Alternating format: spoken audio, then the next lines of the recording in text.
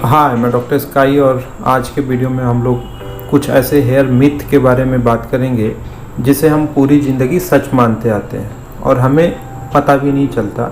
अगर आप भी इस हेयर केयर मिथ को अभी तक सच मानते आ रहे हैं तो आइए इस हेयर मिथ के फैक्ट को हम लोग एक एक करके समझते हैं। मिथ नंबर 1, हेयर के लिए एक्स्ट्रा प्रोटीन वाले शैम्पू अच्छे होते हैं। फैक्ट, शैम्पू का काम होता है बालों की गंदगी को साफ करना, तो फिर वो प्रोटीन कैसे दे सकता है? शैम्पू बोतल पे प्रोटीन लिखना सिर्फ और सिर्फ मार्केटिंग स्ट्रेटजी का हिस्सा होता है और कुछ भी नहीं, क्योंकि हेयर का जो स्ट्रक्चर होता है वो एक तरह का डेड पार्टिकल्स होता है और वो कभी भी बाहर से प्रोटीन को एब्जॉर्ब नहीं करता है। एक्चुअली हेल्दी बाल के लिए जो प्रोटीन चाहिए वो हमें अपने डाइट से मिलता है, शैम्पू से नहीं मिलता। मिथ नंबर 2, हमें वक्त वक्त पे अपना शैम्पू बदलते रहना चाहिए। फैक्ट, अगर आप भी उन लोगों में से हैं जो कुछ वक्त पे अपना शैम्पू बदल देते हैं तो ये आदत आपको काफ़ी महंगी पड़ सकती है, क्योंकि जितनी बार आप शैम्पू चेंज करते हैं आपके बालों को नए नए तरह के केमिकल से जूझना पड़ता है। तो ऐसे कंडीशंस में आपको टिप्स यही है कि जो शैम्पूज़ आपके हेयर को सूट करता हो उसी शैम्पू को आप रेगुलर यूज़ करें।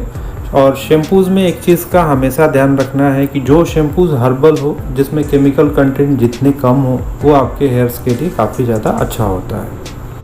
मिथ नंबर 3, स्प्लिट एंड को किसी भी प्रोडक्ट के ज़रिए ठीक किया जा सकता है।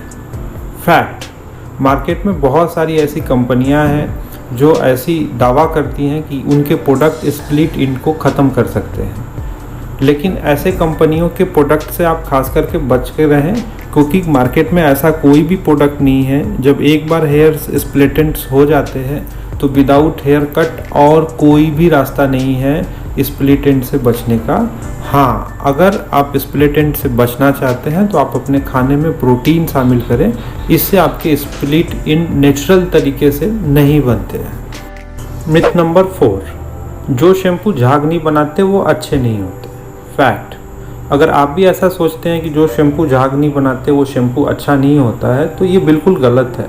बिकॉज सच्चाई ये है कि जो शैम्पू कम झाग बनाते हैं उनमें केमिकल कंटेंट कम होता है और उनसे बाल भी कम डैमेज होते हैं। उल्टा जो शैम्पू ज़्यादा झाग बनाता है उसके अंदर केमिकल कंटेंट ज़्यादा होते हैं जो आपके हेयर और आपके स्कैल्प दोनों को ड्राई बनाते हैं, जिसका निगेटिव इम्पैक्ट आपको बाद में झेलना पड़ता है। मिथ नंबर 5, बालों को सुखाने के लिए तौलिए का इस्तेमाल करना चाहिए। फैक्ट, बालों को कभी भी तौलिए से नहीं सुखाना चाहिए, क्योंकि तौलिए की रगड़ से बाल खींच के टूट सकते हैं। बालों को सुखाने का सही तरीका, एक कॉटन की टी शर्ट से पहले गीले बालों को कुछ देर तक लपेट के रखें, फिर थोड़ी देर बाद उस टी शर्ट से बालों की जड़ों को धीरे धीरे सुखाएं। बालों को कभी भी रगड़ के सुखाने की कोशिश ना करें।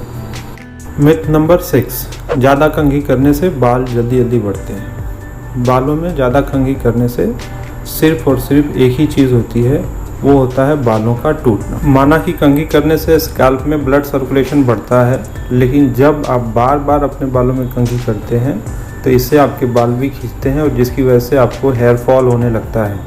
अगर कोई इंसान एक दिन में 2 से ज़्यादा बार अपने बालों में कंघी करता है तो उसको हेयर फॉल की समस्या हो सकती है। अगर आपके बालों को ग्रोथ देना है और आप अपने बालों का ब्लड सर्कुलेशन बढ़ाना चाहते हैं तो सबसे सही तरीका होता है आप अपने बालों में चम्पी करें रात में और होल नाइट छोड़ के सुबह में वॉश कर दें। इससे बालों का ग्रोथ होने में काफ़ी हद तक मदद मिलता है।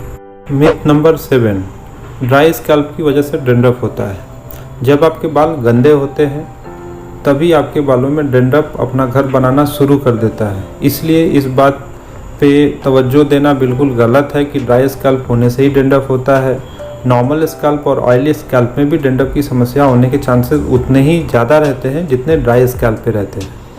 मिथ नंबर 8, बालों को जल्दी जल्दी कटवाने या फिर ट्रिम करवाने से उनकी लंबाई बढ़ती है। फैक्ट, कई पार्लर में दिमाग से ये हेयर मिथ डाल दिए जाते हैं कि बालों को जल्दी जल्दी ट्रिम करवाने से बालों की लंबाई जल्दी बढ़ेगी, जबकि ये पूरी तरह गलत है। फैक्ट यह है कि ये सिर्फ आपके ज़्यादा पैसा खर्चा करवाने की एक चाल हो सकती है, एल्स बालों का ग्रोथ आपके इंटरनल हेयर फॉलिकल्स के ऊपर डिपेंड करता है, ना कि आपके एक्सटर्नल हेयर कटिंग की वजह से। तो आज हम लोगों ने बात करी हेयर मिथ और उनके फैक्ट के बारे में।